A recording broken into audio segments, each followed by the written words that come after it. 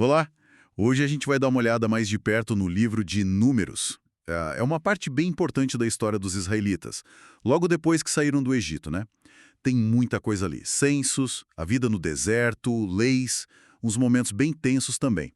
Para quem está começando a se familiarizar com essa narrativa, a ideia é tentar entender como esse povo se organizou, quais foram os desafios deles. Vamos nessa? Com certeza.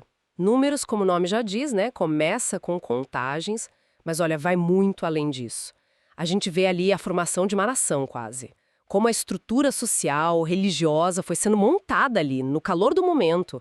E tudo isso durante uma travessia super difícil, sabe? Testando a liderança, a fé do pessoal. É verdade. O começo já mostra uma organização, nossa, impressionante. Especialmente dos levitas, né?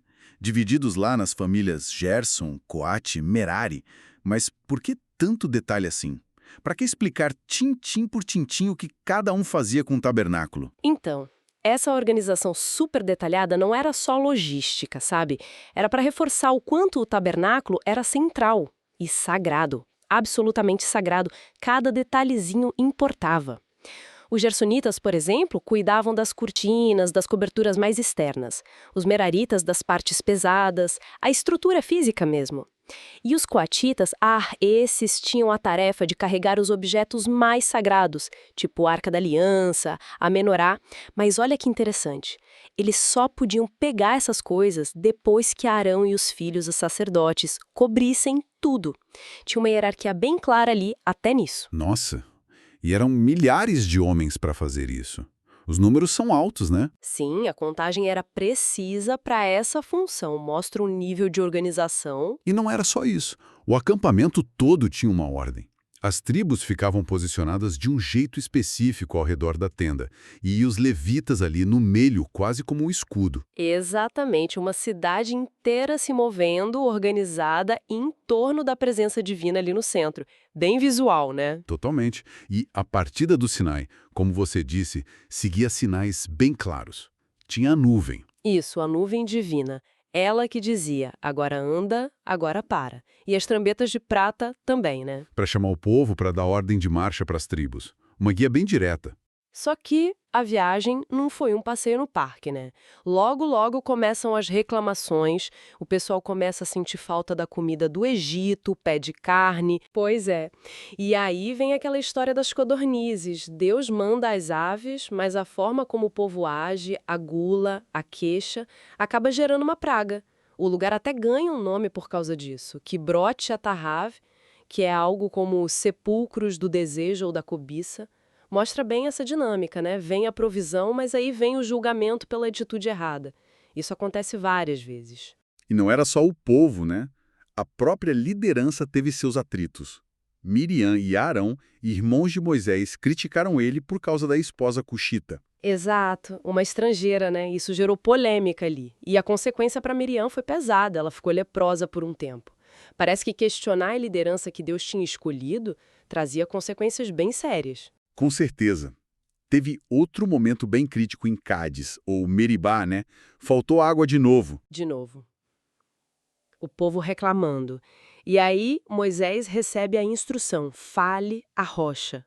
Mas ele estava frustrado, irritado e acaba batendo na rocha com o cajado 2 vezes. A água saiu, né? Saiu. Mas a atitude dele, vista como falta de fé, de não ter santificado Deus perante o povo seguindo a ordem exata, custou caro.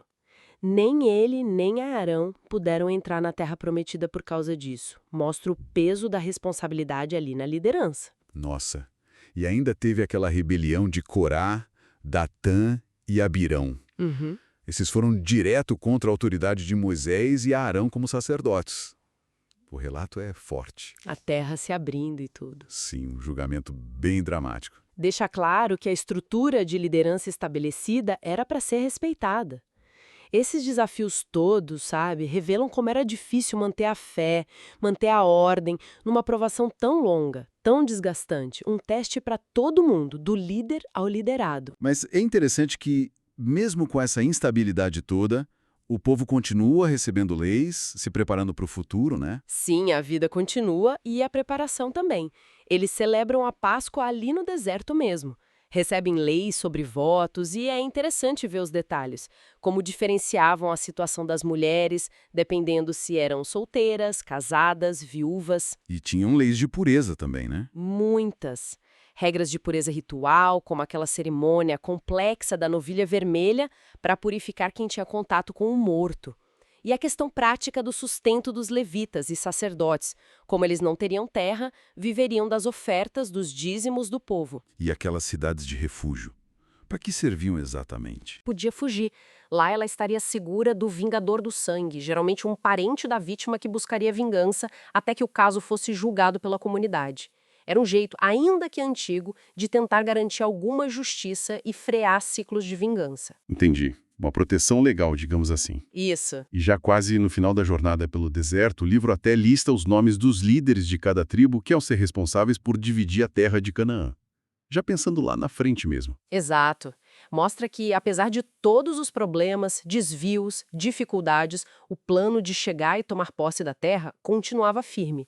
O objetivo final não tinha sido esquecido. Olhando para tudo isso, então, o que a gente vê é um povo sendo moldado, né? Quase que à força ali no deserto, aprendendo a viver sob regras divinas, lidando com fome, sede, medo e com as próprias falhas, as próprias rebeldias, guiados por Deus, mas, nossa, muito humanos. Acho que essa é a grande tensão que percorre o livro todo. A tentativa de criar uma ordem divina, uma comunidade ideal, santa, e a trombada constante com a natureza humana real, com fraqueza, dúvida, resistência. E as consequências, tanto as boas quanto as ruins, são parte fundamental desse processo de formar a identidade desse povo. Fica a reflexão, né?